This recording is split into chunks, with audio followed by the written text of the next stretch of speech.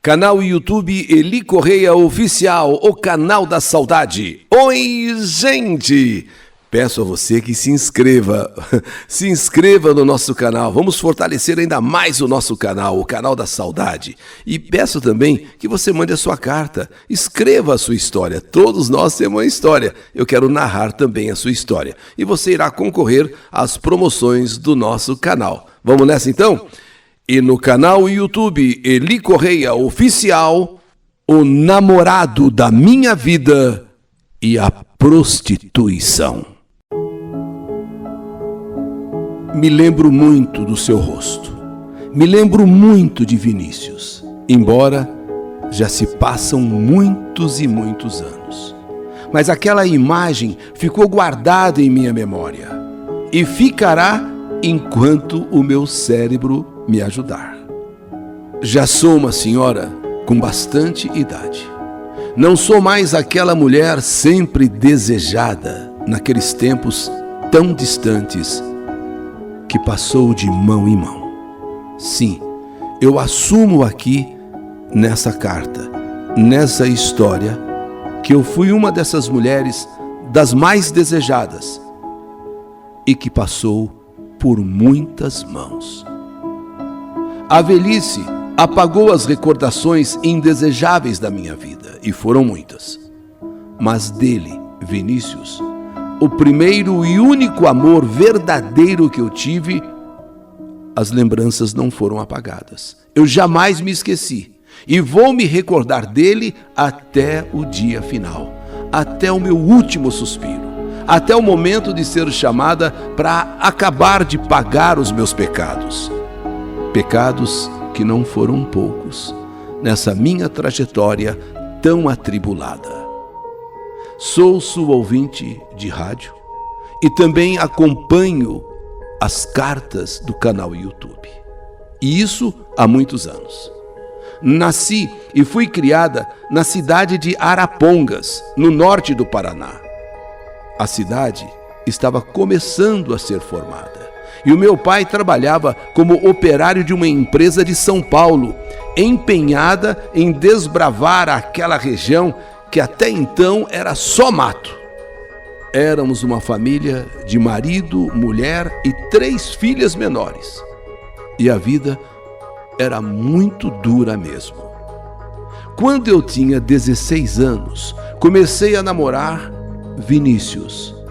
Ele estava com 17. E o seu pai também trabalhava junto com o meu pai na mesma empresa que, vamos dizer assim, estava desbravando aquele norte paranaense. A empresa se chamava Companhia Melhoramentos do Norte do Paraná. Companhia Melhoramentos. Em Arapongas havia apenas uma escola primária para ensinar as primeiras letras aos filhos dos trabalhadores. Não era como hoje, quando os alunos são matriculados já na primeira infância. Eu já era uma adolescente de 13 anos quando comecei a estudar no primeiro ano primário. E quando comecei a namorar Vinícius, eu tinha acabado de receber o diploma do grupo escolar, o diploma do primário. Foi um namoro intenso e muito forte para a época. Os filhos dos trabalhadores frequentavam um pequeno salão ali de uma pequena sociedade que criaram, onde eram realizados os bailes, que também ficaram na saudade. E foi depois de um desses bailes, já pela madrugada, que eu conheci o amor de fato. Foi no portão de casa. Sim, no portão de casa, onde eu morava. Foi ali que, entre abraços e beijos e amassos, a gente, que já vinha, naquele portão, a gente já vinha fazendo uma série de coisinhas, às vezes avançado um pouco o sinal, mas nós nunca tínhamos chegado de fato ao ponto. Mas nesta madrugada, todo mundo dormia em casa, só eu e Vinícius ali no portão. As nossas brincadeiras foram um pouco além. abraços, beijos, amassos, sabe, uma mão um pouco mais saliente, uma mão um pouco mais atrevida, e aqui e ali, e de repente a gente foi ficando cada vez mais, com a temperatura subindo cada vez mais, e no portão de casa eu perdi a virgindade.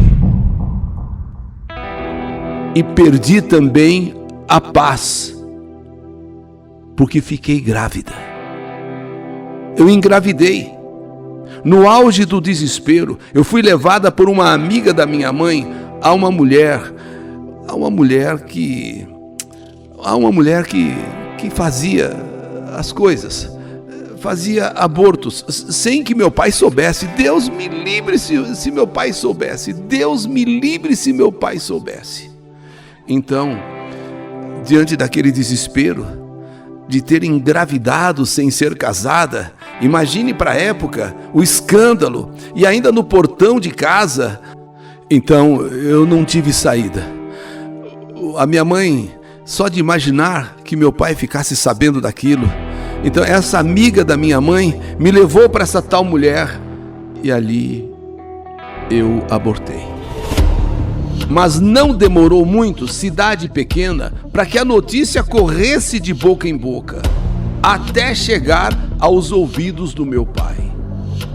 Meu pai ficou tão enfurecido, meu pai ficou mas tão bravo, de uma maneira assim tão enlouquecida, que ele gritava, me pôs pra fora de casa, me chamando de vagabunda, me chamando de mulher à toa. Onde já se viu fazer isso?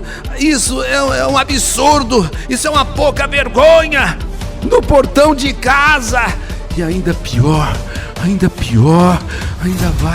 vai lá aquela mulher e ainda faz o que você fez. Você não vale nada, fora de casa, fora, não quero te ver, nem pintada de ouro, fora, vagabunda, mulher à toa, sem vergonha. O teu lugar é outro, e você sabe onde é o teu lugar?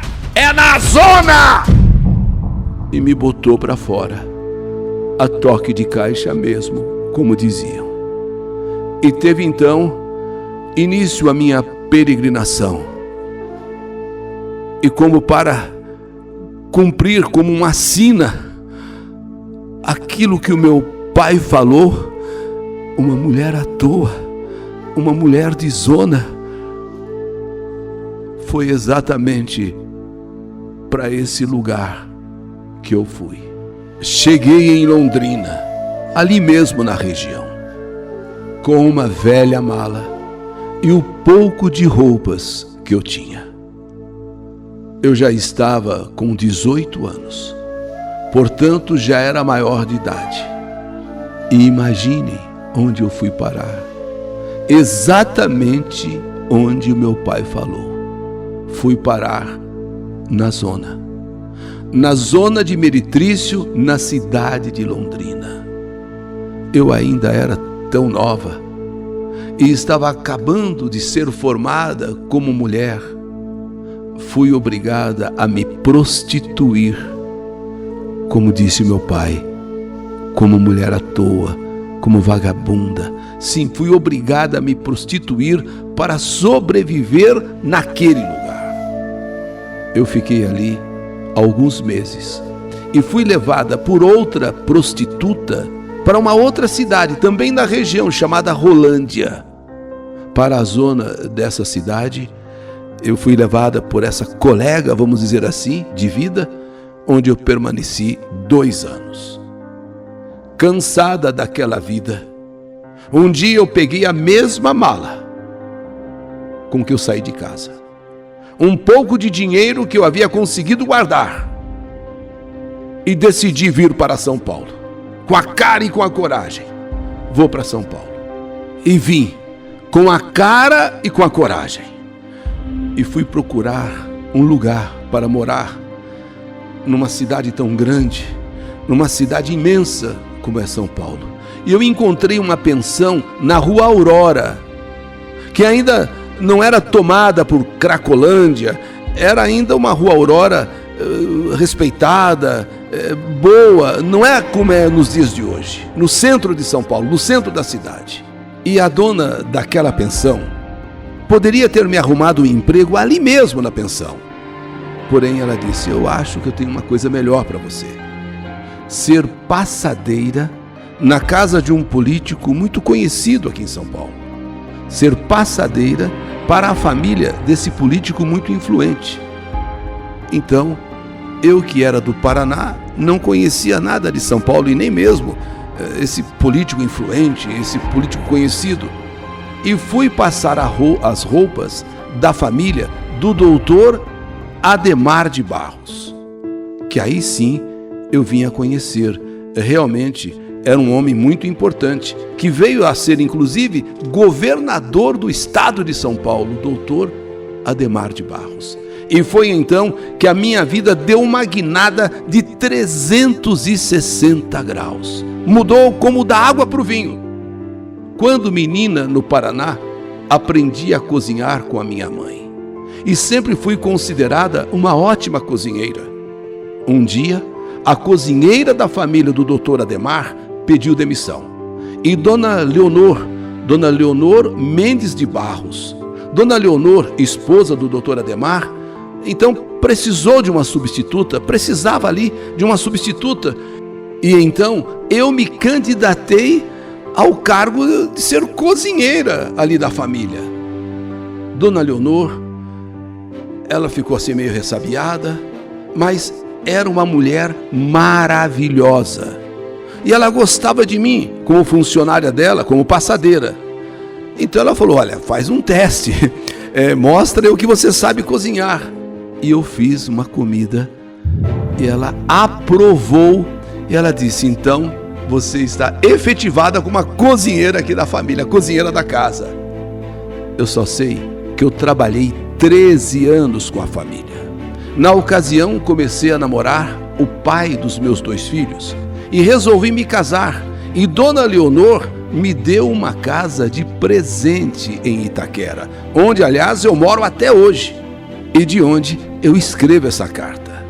O meu casamento, durou 4 anos. Tive um casal de filhos e me separei porque ele era um marido muito ciumento e violento.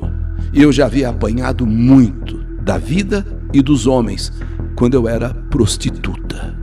E botei aquele homem, meu marido, fora de casa. Agora era eu que colocava ele fora de casa. Hoje eu sou aposentada. Moro com minha filha na mesma casa. Também meu genro e 2 netos. Com a idade que eu tenho, já praticamente não saio mais de casa. Mas eu queria contar a minha história e como de fato eu estou contando.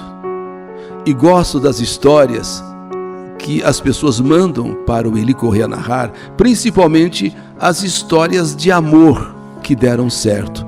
Gosto muito das histórias de amor que deram certo. O meu caso de amor, infelizmente, não deu certo.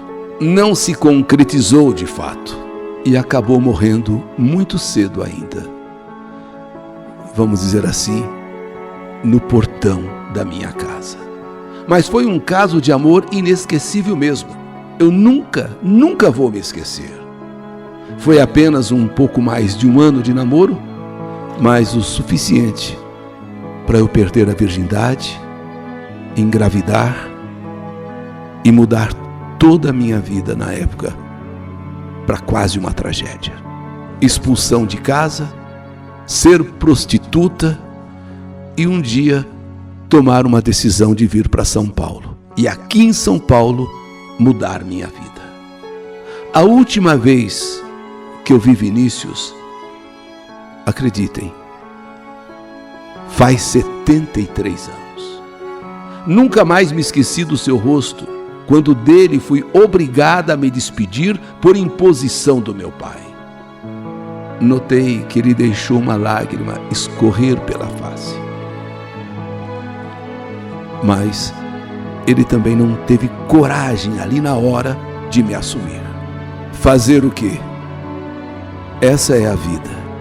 Mas eu poderia ter talvez motivos, para ter raiva dele, depois do que aconteceu entre nós e ele ter me deixado assim, vamos dizer, ao relento, não é? Ao Deus dará. Mas não vou condená-lo. Eu só quero dizer nessa minha carta, antes de morrer, que eu não o esqueci, apesar de tantos anos, né, que nós um dia tivemos um romance. Eu digo mesmo que ele foi o namorado da minha vida. Tive outros em São Paulo, teve um com quem me casei, tive 2 filhos, né? Mas ele foi realmente o amor da minha vida, que eu nunca esqueci. Apesar de tantas coisas eu já ter esquecido, mas dele não. É uma saudade, é uma lembrança, é uma imagem que eu trago dentro de mim e trarei até o último dia da minha vida. Essa é a minha história. História que a vida escreveu. Que saudade de você, o namorado da minha vida e a prostituição. História do canal YouTube Eli Correia Oficial.